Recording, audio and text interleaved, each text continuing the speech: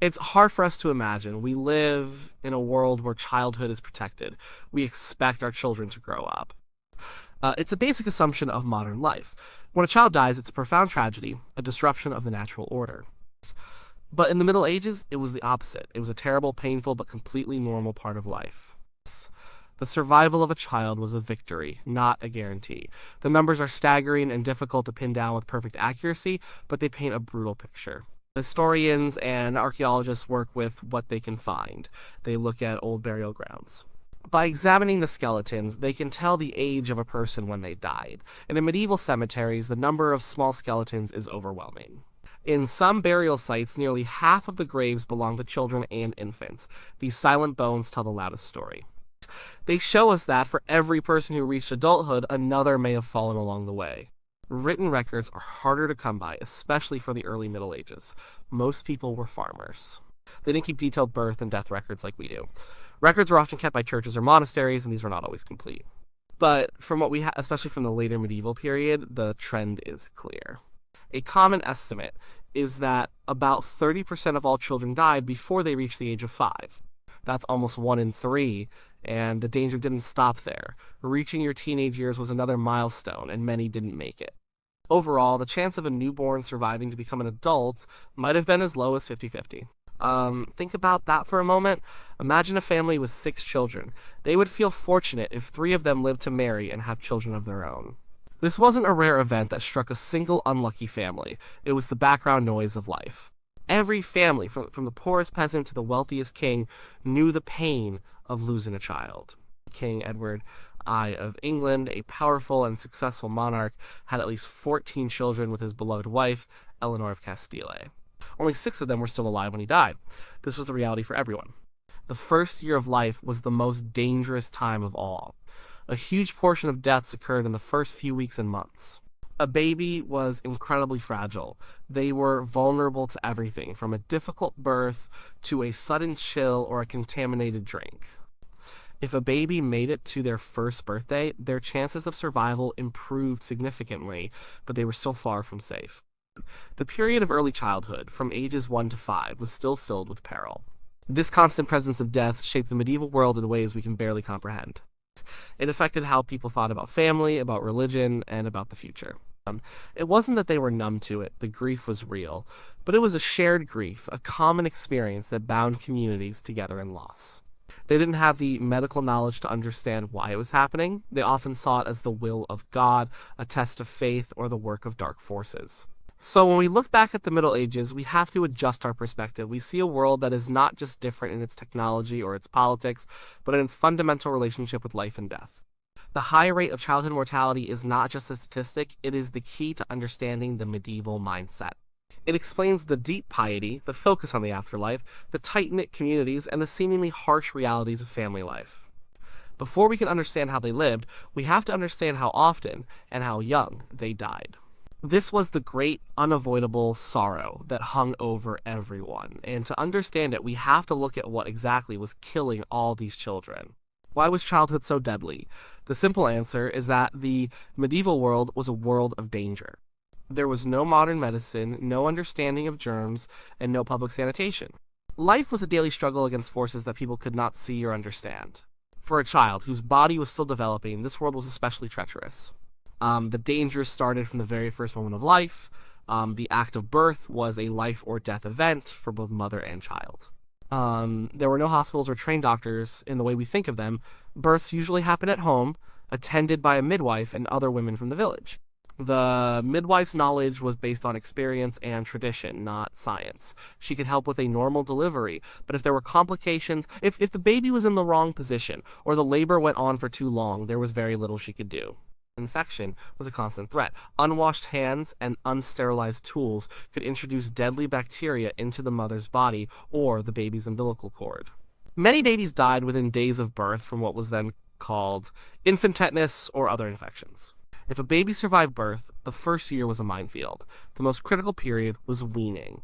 As long as the baby was breastfeeding, it was receiving valuable antibodies from its mother's milk, which offered some protection against disease. But eventually, the child had to be weaned onto other foods. This was the moment of greatest risk. The alternatives to mother's milk were often dangerous. Water was frequently contaminated with animal and human waste. A simple drink of water could cause severe diarrhea, which for an infant was often a death sentence. Dehydration could kill a small child in a matter of days. Animal milk from a cow or a goat was another option, but it could carry diseases like bovine tuberculosis. And there was no refrigeration to keep it fresh. The most common weaning food was something called pottage or gruel, a thin porridge made from grains boiled in water. But again, the water could be dirty and the food itself was not nearly as nutritious as mother's milk. This weaning crisis was a well understood phenomenon. A child who had been healthy and strong could suddenly sicken and die when they stopped breastfeeding. Then there were the diseases, childhood illnesses that we now prevent with simple vaccines were rampant and deadly. The measles was a killer. Whooping cough could choke the life out of a small child. Diphtheria, scarlet fever, and smallpox swept through communities, and children were the most vulnerable victims. These diseases were so common that they were considered a normal, if dreaded, part of growing up. A child who survived them was considered lucky and would be stronger for it, but many were not lucky. And beyond disease, the world was full of physical dangers. The medieval home was not a child-proof space. The center of the peasant home was an open fire pit used for cooking and heating. There were no safety screens. A curious toddler could easily fall into the flames.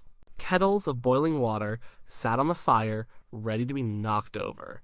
Outside, the dangers were just as great.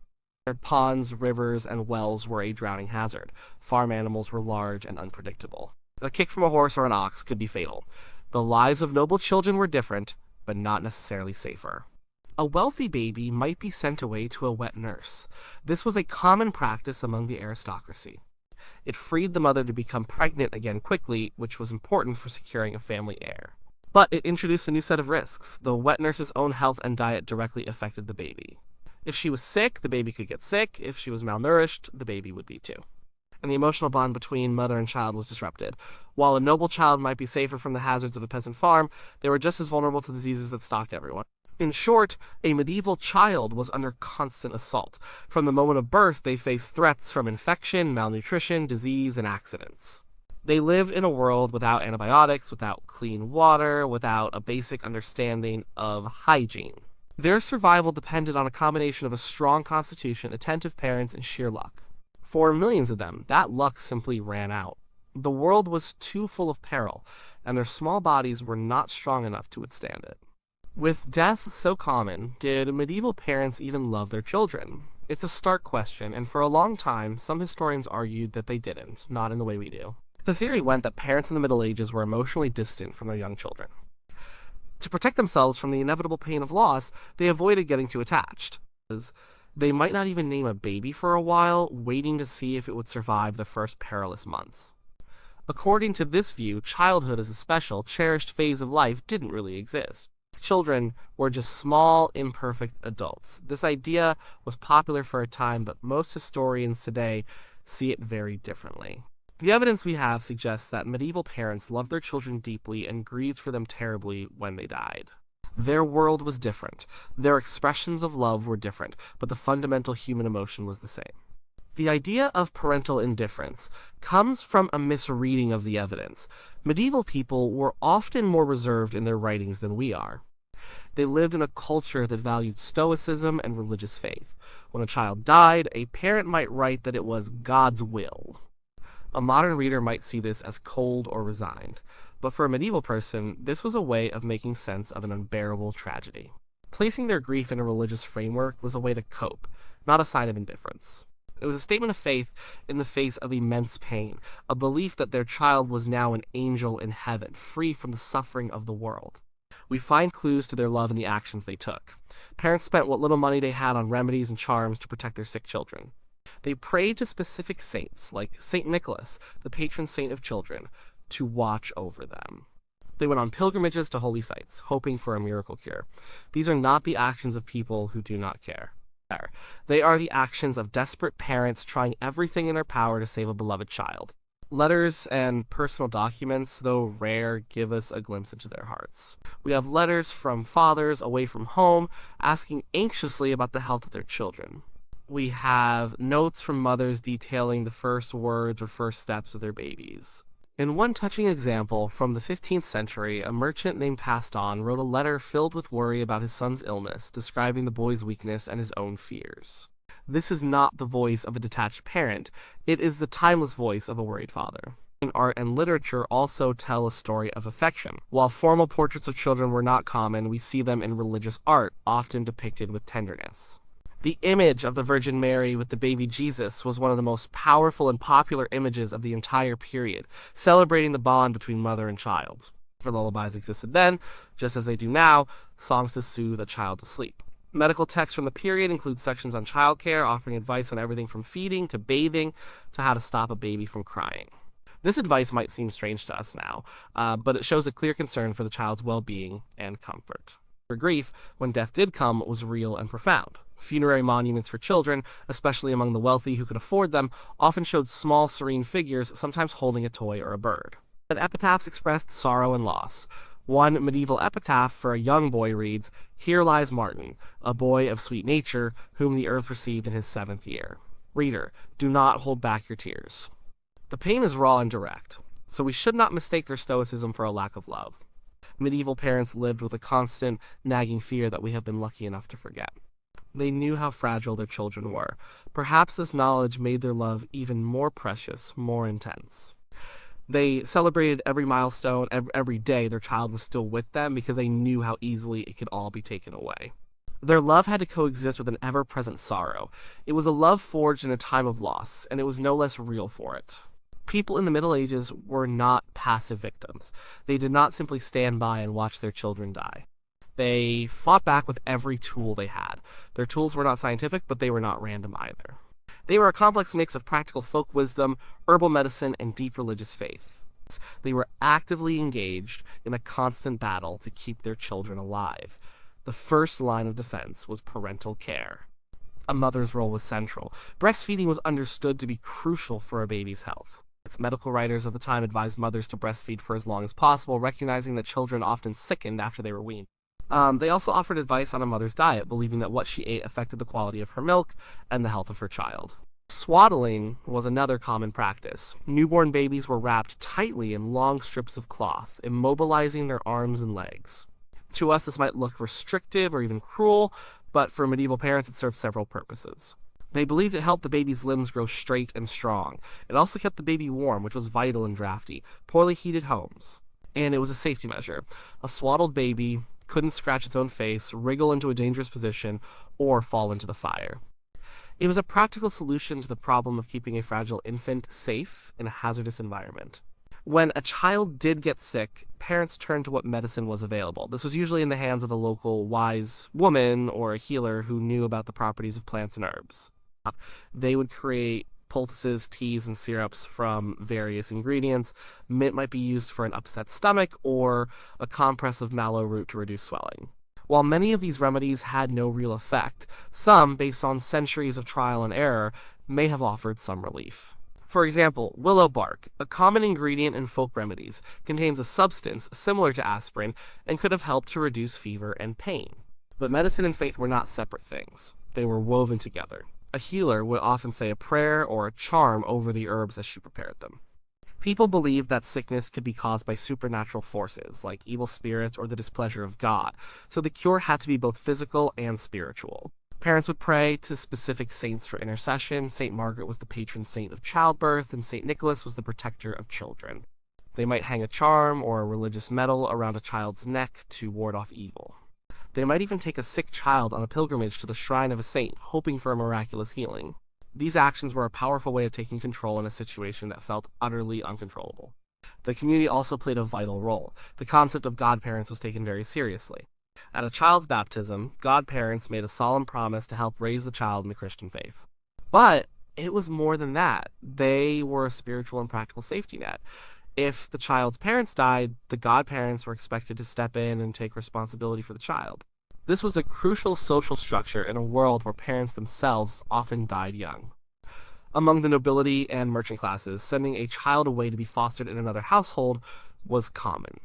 This wasn't a sign of uncaring parents, it was a strategy for social and economic advancement.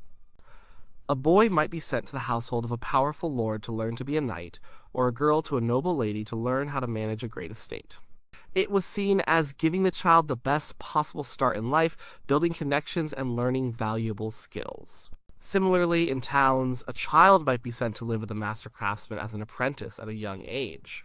This was their education and their path to a secure future. These practices, which seem strange to us, were part of a wider strategy for ensuring a child's long-term survival and success. From the simple act of swaddling a baby to the complex social web of godparents and apprenticeships, medieval society was structured to fight for its children. People used every resource they had, practical, medical, spiritual, and social, to navigate the treacherous path of childhood. They lost the battle far too often, but they never ever stopped fighting.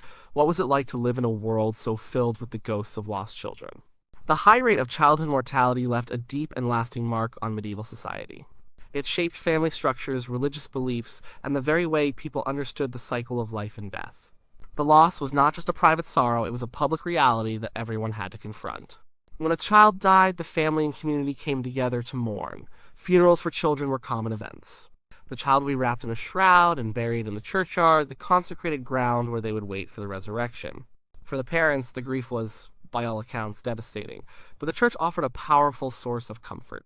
The Christian belief taught that a baptized child who died in a state of innocence would go directly to heaven to become an angel. This was a profoundly consoling idea. The child was not gone forever, but was in a better place, free from the pain and suffering of the world. Spiritual parents were encouraged to see their lost child as a tiny saint, a personal intercessor in heaven who was now praying for the family they left behind. This belief system helped people to process their grief, but it also raised difficult theological questions. What happened to babies who died before they could be baptized? This was a source of great anxiety for parents. According to strict church doctrine, baptism was necessary for salvation. This led to the development of the concept of limbo G, a place on the edge of hell for the souls of unbaptized infants. They would not suffer, but they could not enter the presence of God in heaven. The very existence of this complex theological idea shows how deeply society was wrestling with the problem of infant death. It was such a common tragedy that it forced theologians to create a specific place for these lost souls in their map of the afterlife. The constant loss also had a profound impact on family size and structure. People had to have many children simply to ensure that a few would survive to adulthood.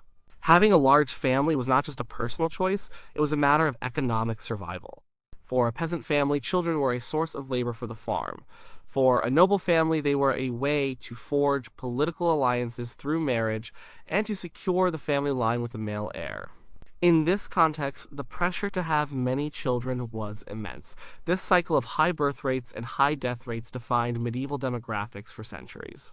Living with so much loss likely shaped the medieval personality as well. It may have contributed to a certain level of fatalism, a sense that life was fragile and human plans were ultimately in God's hands. But it also could have fostered a deep appreciation for life. The children who did survive were cherished. Every year of life was a victory. This constant awareness of mortality meant that death was not a hidden or sanitized event. It happened at home. It was a visible, shared part of the community's experience. Everyone, from a young age, understood the fragility of life. When we compare their world to ours, the difference is stark. We've pushed childhood death to the very margins of our experience. We expect our children to live long, healthy lives, and for the most part, they do. Our medicine and sanitation have created a protective bubble around childhood that would have seemed like a miraculous fantasy to a medieval parent. Our grief, when a child does die, is perhaps more private, more isolating, because it is so rare. For them, the ghosts were everywhere. Every family had them. The churchyard was full of them. They were a constant, silent presence in daily life. This reality, more than any king or battle, defined the medieval world. It forged a society that was resilient, deeply faithful, and acutely aware of the thin line between life and death. Understanding this is to understand the heart of their experience. It was a world that fought desperately for its children, loved them fiercely, and mourned them deeply, knowing all the while that survival was a gift, not a right.